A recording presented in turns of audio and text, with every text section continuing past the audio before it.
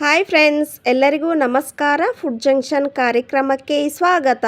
Friends, ಇವತ್ತು ನಾನು ಮಾಡ್ತಾ ಇರೋ ಸ್ಪೆಷಲ್ ರೆಸಿಪಿ ಏನಂದರೆ ಮನೆಯಲ್ಲೇ ಈಸಿಯಾಗಿ ಬೇಕ್ರಿ ಸ್ಟೈಲ್ನಲ್ಲಿ ಮಸಾಲೆ ಕಡಲೆನ ಹೇಗೆ ಮಾಡೋದು ಅಂತ ನಾನು ನಿಮ್ಮ ಜೊತೆ ಶೇರ್ ಮಾಡ್ಕೊಳ್ತಾ ಇದ್ದೇನೆ.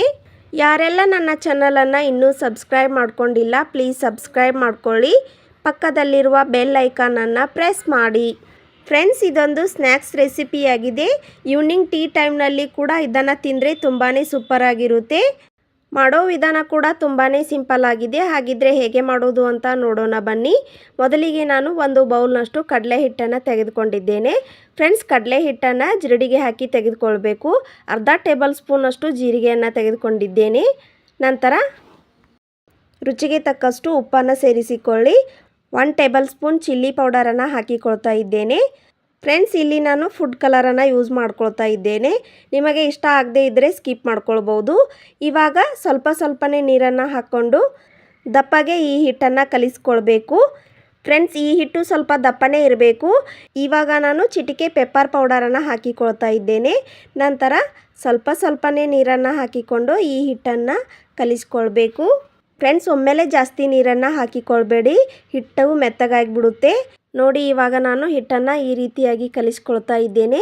ನೀವು ಕೂಡ ಇದೇ ವಿಧಾನದಲ್ಲಿ ಟ್ರೈ ಮಾಡಿ, ತುಂಬಾ ಚೆನ್ನಾಗಿ ಬರುತ್ತೆ. ನೋಡಿ ಫ್ರೆಂಡ್ಸ್, ಈ ರೀತಿಯಾಗಿ ಹಿಟ್ಟು ಬಂದರೆ ಸಾಕು. ಈ ರೀತಿಯಾಗಿ ದಪ್ಪ ಇರಬೇಕು, ಅಂದರೆ ಮಸಾಲೆ ಕಡಲೆ ಚೆನ್ನಾಗಿ ಬರುತ್ತೆ.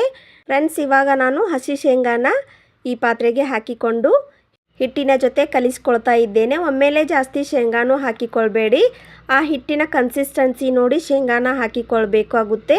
ನೋಡಿ, ಇವಾಗ ಇನ್ನೂ ಸ್ವಲ್ಪ ಶೇಂಗಾನ ಹಾಕಿಕೊಂಡು ನಾನು ನಾದಿಕೊಳ್ತಾ ಇದ್ದೇನೆ.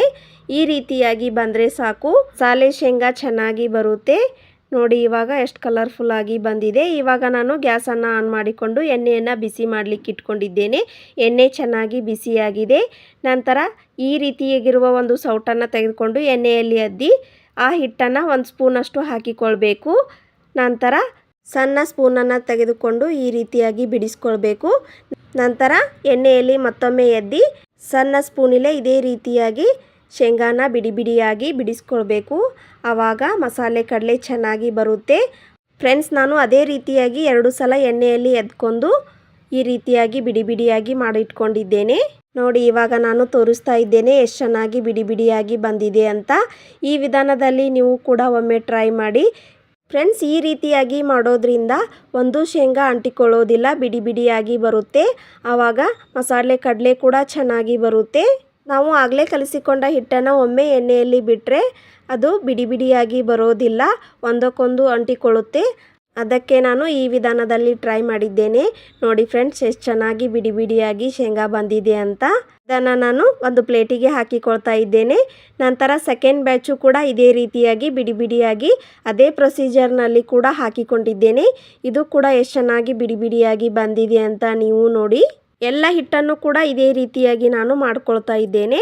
ಎಷ್ಟು ಚೆನ್ನಾಗಿ ಬಿಡಿಯಾಗಿ ಬರ್ತಾ ಇದೆ ನೋಡಿ. ಇವಾಗ ಎಣ್ಣೆಯಲ್ಲಿ ಚೆನ್ನಾಗಿ ಫ್ರೈ ಆಗಿದೆ, ಇದು ರೆಡಿಯಾಗಿದೆ. ಇದನ್ನು ಕೂಡ ಒಂದು ಪ್ಲೇಟಿಗೆ ಹಾಕಿಕೊಳ್ತಾ ಇದ್ದೇನೆ.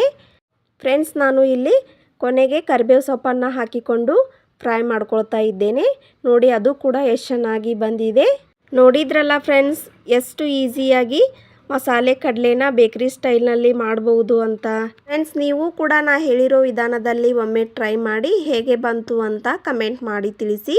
ಇದೊಂದು ಸ್ನ್ಯಾಕ್ಸ್ ರೆಸಿಪಿಯಾಗಿದೆ. ಈ ರೀತಿಯಾಗಿ ರೆಸಿಪಿನ ಮಾಡೋದ್ರಿಂದ ಚಿಕ್ಕವರಾಗಿರ್ಬೋದು, ದೊಡ್ಡವರಾಗಿರ್ಬೋದು ತುಂಬಾ ಇಷ್ಟಪಡ್ತಾರೆ.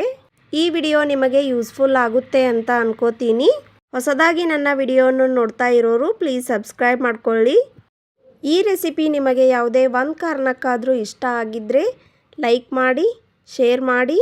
ಇನ್ನಷ್ಟು ಈಸಿ ರೆಸಿಪಿಗಾಗಿ ನನ್ನ ಚಾನಲನ್ನು ಸಬ್ಸ್ಕ್ರೈಬ್ ಮಾಡಿಕೊಳ್ಳಿ.